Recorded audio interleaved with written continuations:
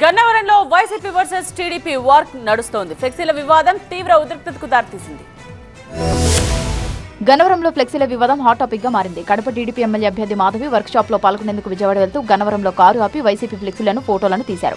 ఎన్నికల కోడ్ ఉల్లంఘన జరుగుతున్నట్టు ఆమె సి విజిల్ యాప్ ద్వారా ఈసీ దృష్టికి తీసుకువెళ్లేందుకు యత్నించారు. అయితే ఫోటోలు తీయడం గమనించిన వైసీపీ శ్రేణులు ఆమెను అడ్డుకున్నారు. ఆమె కారును కదలనీయకుండా వారి వాహనాలను అడ్డుపెట్టారు. దీంతో తనపై దాడికి యత్నించారని మాధవి ఆగ్రహం వ్యక్తం చేశారు. సిద్ధం పోస్టర్లను ఇంత నిర్భయంగా పెట్టుకొని ఎలక్షన్కి రెడీ అవుతున్నారంటే ఎలక్షన్ కమిషన్ పని చేస్తుందా లేదా?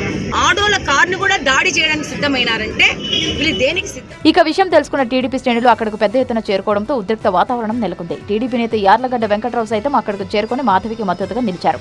ఆవిడ సిద్ధం పోస్టర్ ఫోటో తీసి సిటిజన్ గా రెస్పాన్సిబుల్ సిటిజన్ గా పెడదాం అనుకుంటే ఆవిడ మీద దాడికి దిగటం హేయమైన చర్యగా నేను భావిస్తున్నాను. ఈ నియోజకవర్గంలో పోలీస్ స్టేషన్ ఉండే ఉపయోగం ఉన్నదని గత 2 మాసాలుగా నేను కొన్ని సభల్లో కానీ మీడియాతో మొత్తంగా సమాచారం అందుకున్న గన్నవరం పోలీసులు అక్కడకు చేరుకుని ఇరు వర్గాలకు సర్ది చెప్పి పంపించేశారు.